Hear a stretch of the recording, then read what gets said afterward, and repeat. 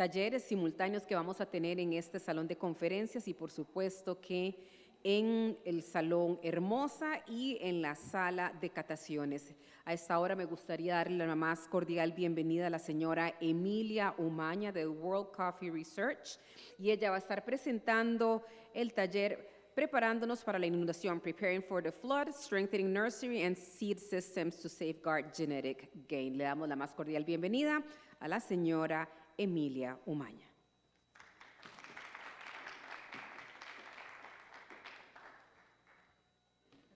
¿No tiene micrófono? Oh, entonces por favor.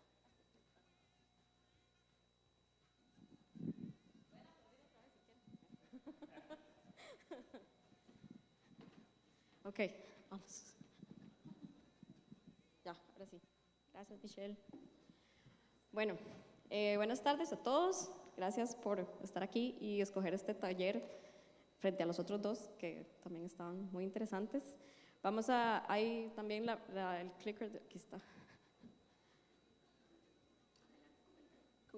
Ok. Vamos a hablar entonces un poquito hoy de variedades y de sistemas de semilla.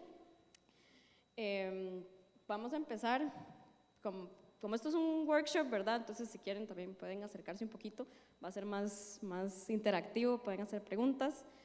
The workshop is going to be in Spanish, but if anyone is more comfortable in English, that's welcome too. So questions in English are also welcomed.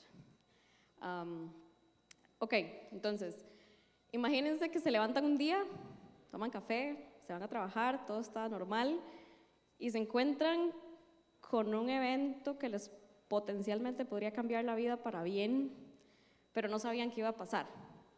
¿Hubieran preferido saber con anticipación que eso iba a pasar para prepararse o no? Levanten la mano quien hubiera querido saber. Sí, yo también. Y eso es lo que vamos a comentar un poquito. Vamos a hablar acerca de cómo los retos técnicos de los programas de fitomejoramiento han estado sobrellevándose. Estamos cada vez más cerca de resolver muchos de los retos técnicos que teníamos y eso significa que estamos en las puertas de algo que podría cambiar potencialmente nuestro sector para siempre y tenemos que prepararnos precisamente para eso. Algunos de los que están aquí, tengo las caritas conocidas, ya están sembrando los híbridos que WCR está a sacar al mercado, pero además de eso, tenemos en este momento 100 variedades que están en formación que van a ser liberadas en el 2030. Entonces tenemos los híbridos, tenemos las variedades en el 2030 que son por semilla y luego cada 2 o 3 años, por las diferentes tecnologías que hemos venido trabajando, vamos a tener el mismo cantidad de variedades cada 2 o 3 años. Entonces, nuestro sistema no está listo para eso y lo que queremos conversar un poquito hoy entonces es ¿por qué esto es importante? ¿Por qué no estamos listos? Y también cómo esto es una herramienta que nos puede ayudar a sobrellevar los retos de cambio climático que hemos estado conversando estos días y también cómo es un complemento para unas prácticas de agricultura regenerativa. No hay mucho más que decir, ¿verdad? Con esta imagen, básicamente todos sabemos que las mejores variedades son mejores para todos, para los productores, para los beneficiadores, para los tostadores, para todo el mundo. Y no hay nada más claro que esa imagen, ¿verdad? Muchos productores tienen las plantas que están al lado izquierdo y cuando deberían de tener las plantas que están al lado derecho. Yo realmente estoy convencida de que por medio de construir mejores sistemas de semilla, podemos asegurarnos de que el potencial de esas variedades llegue a las fincas de café. Para muestra un botón, como lo han hecho otros cultivos, manzanas, por ejemplo, los productores de manzana tienen más de 5,000 opciones distintas para escoger cuando empiezan sus fincas de manzana. Y esto no es solamente las que se comercializan como manzanas, estamos hablando de los productores que, por ejemplo, decidieron ser de industria, las manzanas que son para jalea, las manzanas que son para jugo, las manzanas que son, digamos, que no necesariamente son las manzanas que comemos en la mesa, ¿verdad? Eso significa que los productores de manzana tienen 48 veces más opciones que los nuestros para tomar decisiones acerca de su negocio. Café solo tiene 111 variedades en este momento registradas, y eso no significa que estén disponibles para el productor, eso significa que están registradas en el mundo. Entonces, en realidad lo que está disponible para el productor son 2 o 3 opciones tal vez. Y esas 2 o 3 opciones no necesariamente es suficiente para ese productor, que todos sabemos, los que hemos estado trabajando en campo, que son, cada finca es un mundo, ¿verdad? Cada finca tiene su propio suelo, su propio clima, su propio negocio, y 2 o 3 opciones no es realmente suficiente. Algunos de ustedes ya saben lo que hace WCR, World Coffee Research, nos llaman la gente de las variedades. Y es cierto, es en mucho lo que hacemos, y lo hacemos porque para nosotros es muy importante que la genética acompañe a la agronomía, porque estas son las 2 cosas juntas que logran que las fincas realmente lleguen a un punto de rentabilidad, que es lo que queremos para el productor. Y tienen que ir, son complementarias, tienen que ir una con la otra, ¿verdad? Entonces, yo siempre doy el ejemplo de los perros. Cuando uno tiene un perro chiquito, que es, no sé, un chihuahua, por ejemplo, o un perro que es pequeñito, por más que yo le dé de comer y lo cuide y lo lleve al grooming y le haga todo lo que tengo que hacer, ese perro nunca va a ser más grande que lo que genéticamente está destinado a ser, porque es lo que es. Entonces, ahí es a donde entra el potencial genético junto con las buenas prácticas agrícolas que logran que podamos hacer, digamos, ese boost de productividad, de calidad de taza, de todo lo que necesitamos que nuestros productores hagan, porque cada vez les ponemos más retos, ¿verdad? Cada vez les ponemos más exigencias. Voy a comentarles un estudio que mi equipo y yo ha estado haciendo los últimos 3 años. Estos datos son del 2020 al 2023, faltan todavía los del este año hicimos 60 más, pero bueno, durante este tiempo nos dedicamos a tratar de medir qué tan grande es este problema de la accesibilidad de las variedades. Este es un estudio de caso en América Latina. Hicimos análisis de ADN en casi 200 fuentes de semilla, formales e informales, ¿verdad? Porque nosotros sabemos que la mayoría de nuestros productores toman la semilla de la finca del vecino, de la finca del tío, ¿verdad? Y algunos será que la compran en el Instituto de Café o en un ente certificado, pero normalmente es de donde puedan. Entonces, estas fuentes de semilla, queríamos saber realmente si la calidad o el potencial genético de las variedades que tenían originalmente está ahí. Estas son variedades que ya están en el mercado y muchas tienen 20 o 30 años de estar disponibles. No, deberían de ser pan de todos los días. Bueno, resulta que el 60% de estos lotes de semilla están cruzados con otra cosa. Eso significa que el potencial genético se está bajando. Entonces, si yo quería el ejemplo más claro es la resistencia a la roya o la tolerancia a la roya.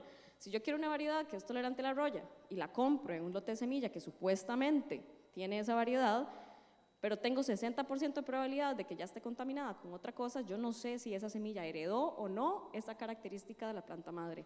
Y esa es la realidad que están viviendo nuestros productores, al punto que el 30% de los lotes tienen 50% de los árboles, o sea, la mitad de los árboles en el lote de semillas son otra cosa. Hay algunos hasta de 0%. Y esa es la realidad con la que nuestros productores están lidiando.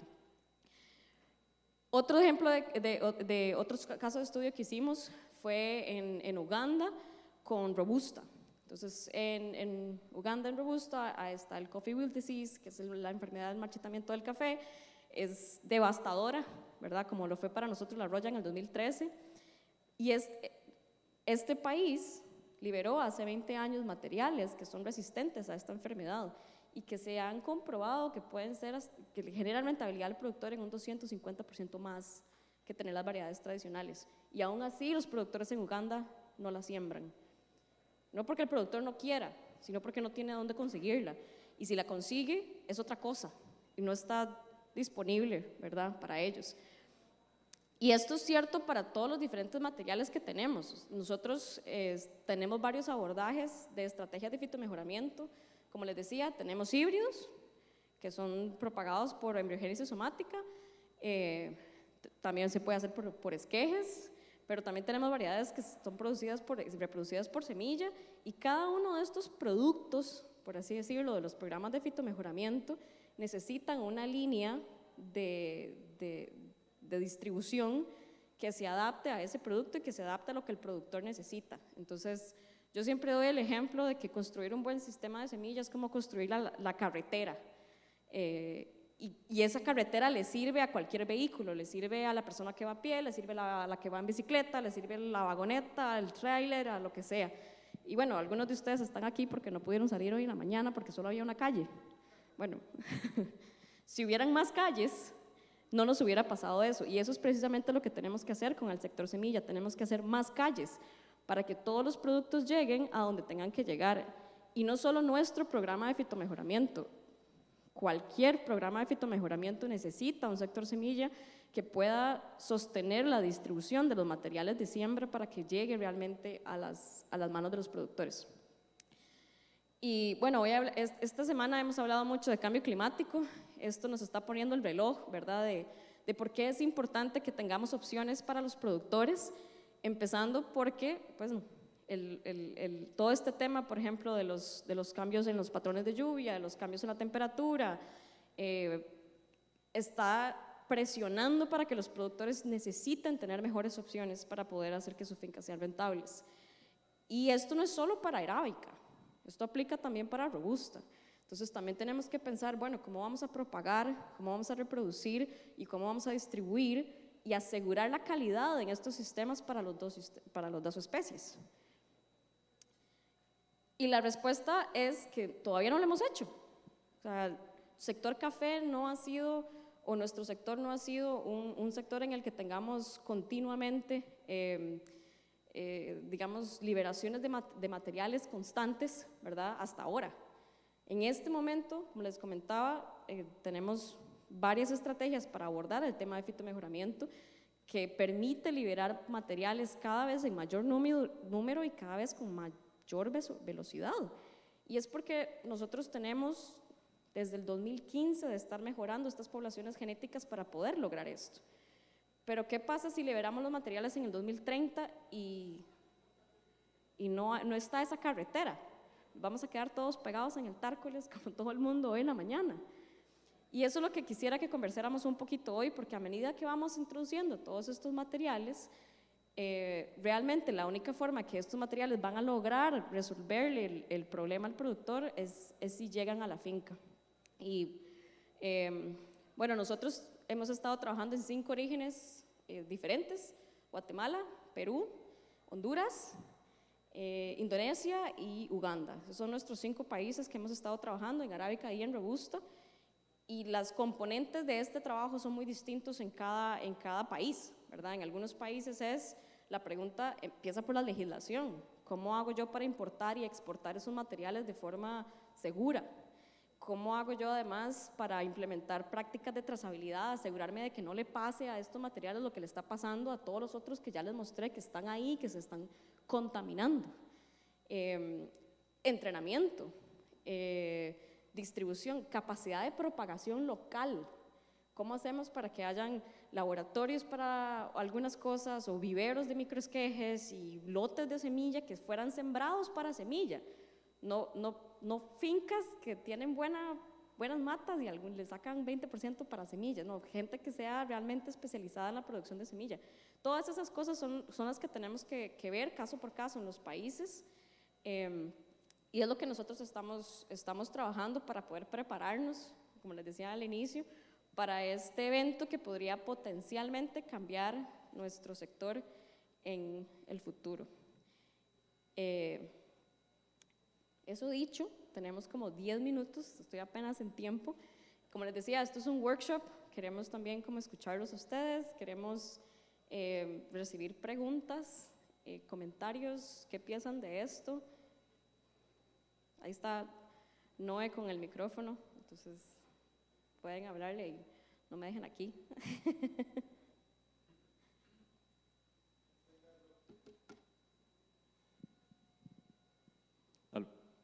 Gracias, Emi, súper interesante.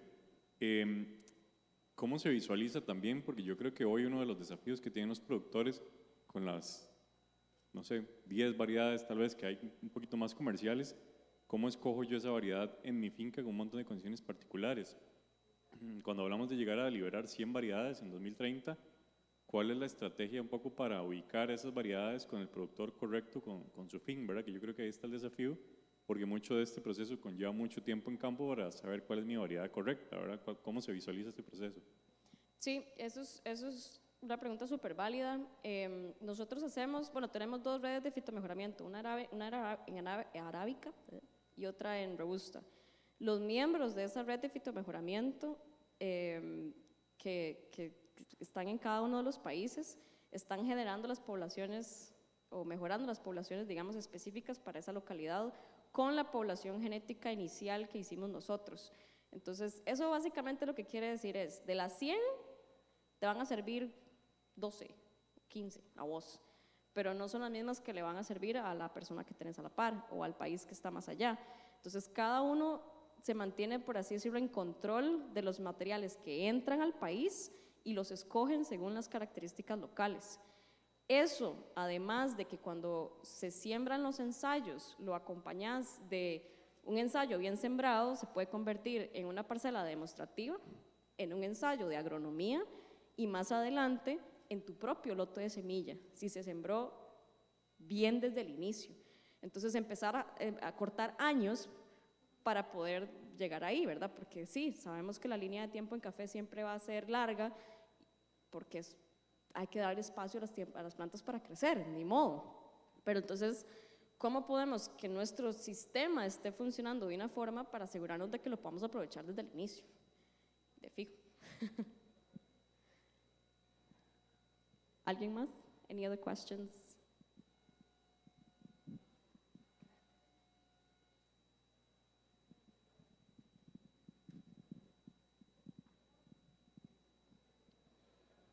Ahora sí.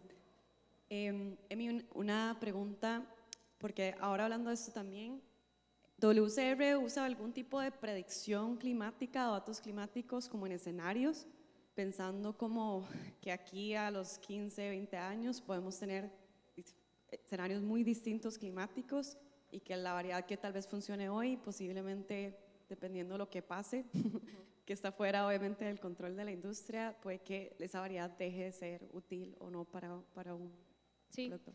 Sí, buenísima pregunta. Gracias, Pipa, porque, bueno, la respuesta es sí. Y está por publicarse, de nuevo, la mayoría de las cosas que nosotros hacemos son públicas, son precompetitivas, están a disposición de que todo el mundo las use. Nosotros empezamos a sembrar ensayos con diferentes variedades y sobre todo, más importante aún, con diferentes grupos genéticos en el 2013. Cada una de esas parcelas de los ensayos multilocales nos da información sobre cómo cada grupo genético se puede comportar en diferentes lugares, ¿verdad? Entonces teníamos desde Laos hasta Costa Rica, ¿verdad? Entonces eso lo que hizo fue darnos un montón de datos que podemos tener, porque esas parcelas se evaluaron entre 8 y 9 años, entonces estamos hablando de 3 o 4 años de cosecha.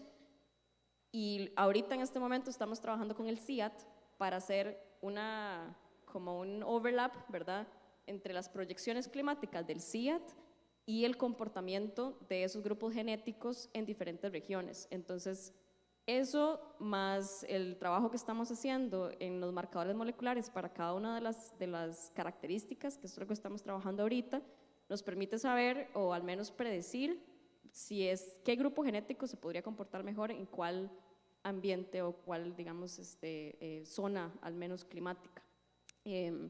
Este tema de los marcadores moleculares es una de las razones por las cuales también ahora podemos liberar materiales cada vez más rápido, porque yo no necesito esperar a que la planta crezca, sembrarla y ver si se me enfermó o no de roya. Yo puedo saber, apenas germinan, salen los cotiledones, le hacemos un análisis de ADN y yo sé si tiene el gen o no. No me tengo que esperar hasta el final.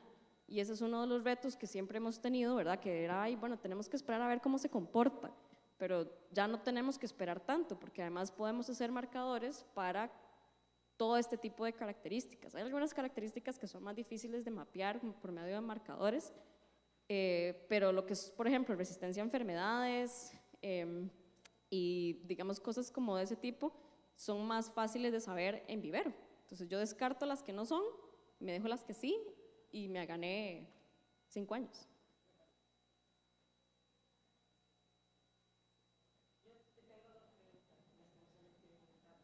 Dale. Dale, Gine, pero con el micrófono, porque yo sí te oigo, pero no sé si los demás. Perdón. Te tengo dos preguntas. La primera, digamos, cuando estás hablando de estas parcelas que se convierten en parcelas demostrativas, ya están utilizando, ¿cómo es que le dicen? Actividades o una metodología que incluya la agricultura regenerativa. Durante Sintercafé hemos escuchado mucho esa parte. La primera, porque también eso me imaginaría y esperaría que eso te ayude a sobrellevar, digamos, el cambio climático del que habló la compañera. Esa es la primera pregunta, que si utilizan eso. Y la segunda, como tú bien lo has dicho, los países de nosotros es muy cambiante, la cultura es diferente. Si WCR, por ejemplo, tenemos países como Honduras, Guatemala, aquí mismo en Costa Rica, que tienen entidades del café. Porque una de las cosas que se me ocurre de los proyectos que nosotros tenemos es la falta de viveristas o de gente que realmente sepa hacer un buen vivero para que un productor pueda tener un material de calidad. Y que nos aseguremos, digamos, de que sea realmente, si es para INEMA, que no solo sea 5% para INEMA. No sé si tienen algún tipo de estrategias Sí. a través de WCR. Sí, es un poco grande la pregunta. Ok, me dices a ver si te respondo o si no, ¿verdad? Entonces, empecemos como por la segunda parte. Sí, definitivamente la construcción de un sistema más profesional incluye la creación de capacidades locales y eso va desde, por ejemplo, gente que pueda hacer microesquejes de arábica, ¿verdad? Tenemos la infraestructura para poder hacerlo, tenemos el personal entrenado para poder hacerlo, ¿verdad? Porque hacer microesquejes de arábica te permite upscale. Ya estoy hablando demasiado en inglés, entonces la propagación, ¿verdad? Entonces te permite que los materiales hayan millones en lugar de miles, ¿verdad? Entonces esa es una cosa que sí hay que trabajar y sí la estamos haciendo. Entonces si ustedes entran ahorita a la página web, empezamos con el tema de manuales, videos y materiales, digamos, de entrenamiento, eso ya está disponible. Hemos dado entrenamientos directamente a extensionistas de los institutos de café del Ministerio de Agricultura y también lo hemos hecho directamente a grupos de viveristas, ¿verdad? Entonces eso depende un poco del país porque, por ejemplo, en Honduras, que es tu país, en Honduras el sector viverista es súper pequeño, pero en abril entrenamos 400 viveristas en Uganda, porque en Uganda es enorme, ¿verdad? En Uganda sí está muy separado la gente que produce semilla, la gente que produce vivero y los productores. En Honduras todos son los mismos y todos están revueltos y nadie está muy bien, todo es como lo mismo, ¿verdad? Entonces, por eso es que las soluciones tienen que estar planificadas para cada origen en específico, porque lo que necesite un sector en Honduras no va a ser lo mismo que aquí en Costa Rica, ¿verdad? Incluso, por ejemplo, o sea, hay técnicas y cosas que podrían sonar muy antiguas, como por ejemplo el injerto reina, que tenemos, el injerto reina se inventó en los 40s y en Honduras todavía no se usa, ¿verdad? Entonces, esas son las cosas que yo quisiera invitarlos a pensar, ¿verdad? De que hay tecnologías, incluso hay soluciones que han estado dando vueltas durante mucho tiempo, pero hay cuellos de botella por las razones no los estamos implementando, ¿verdad? Entonces, sí pensamos en capacitación y en creación de capacidades y es parte de lo que mi equipo y yo hacemos. Y la primera parte de tu pregunta del tema de las parcelas demostrativas y los lotes de semillas, sí, también lo estamos haciendo. Bueno, yo sé que Gina sí sabe, ¿verdad? Pero les voy a contar lo que Gina y yo estamos haciendo en Perú. Estamos sembrando 10 lotes de semilla en comunidades que no tenían acceso a semilla previamente, de 2 variedades, de Parainema y de IPR 107. Escogimos las variedades con las proyecciones climáticas que sabemos que, digamos, tenemos mayor probabilidad de que eso se dé bien en esa zona específica de Perú, y estamos creando la capacidad local para producir semilla. Y tienen que además ser reproducidas por semilla, porque en el caso de Perú específicamente, no puedes mover plantas. O sea, tenés un país enorme con los Andes en el medio, no puedes agarrar un camión o un pick-up, llenarlo de plantitas y llegar al otro lado y que sobrevivan. Entonces, esas son las soluciones que si las miras así como una por una, parece que no están articuladas, pero sí lo están, ¿verdad? Porque está esa perspectiva final, ¿verdad? De qué es lo que realmente necesitamos, de que ese sector de distribución de materiales le dé a las fincas. La última, dice la señora. Gracias, Emilia. In your opinion, how do you think the seed banks got so contaminated? Okay, that's a really good question, Jim. Thank you.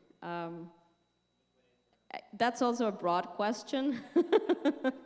There's multiple points of contamination that you have, and that's mainly, the short answer is we don't have enough quality assurance tools, and they were not available before. I mean, this was not possible 10 years ago. It is possible now, after we've done all of the work to make it possible.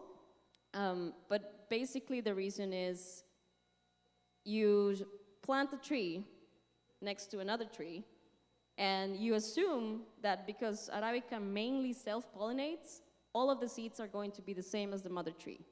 And that's the first mistake that our farmers do. Because yes, mostly it will self-pollinate, but it can cross-pollinate with whatever it's behind, in the sides next to it. And the first generation is not that bad, because then you got like maybe 15% of cross-pollination, so some of the trees are not, and it's not that bad. But then you do it again and again, and some of these varieties have been around for 60 or 70 years, and each generation you plant it against something else, it gets crossed again, and eventually you get a Parainema that is 5% Parainema. It totally lost its genetic gain. So that's the first mistake that we do. And the second one is our system is not built to produce professional seed. So seed producers process their seed in mills that are just regular mills for regular coffee cherries. They don't wash it after each different variety. They just, you have beans left out in what's the word, chancador, depulping station. And so that's the second mistake that we've made. We don't have systems that are set up for a professional seed producing. Just have to process the seed, you have to dry the seed, and then the third one is our legislation doesn't support any of that. And so there's no way of safely sharing material from one country to another. So if I want to share material from Costa Rica to Peru or to Nicaragua, I have to jump through so many hoops in, the export of that material that it's probably going to be dead by the time it arrives. And so that's the third mistake we make, that we're not building up the system for that. Hope you answered that. Noelia is saying that I have to end here right now. But thank you all for coming. We're going to stick around, so if you want to talk more, si quieren hablar un poquito más, vamos a estar por ahí en el pasillo.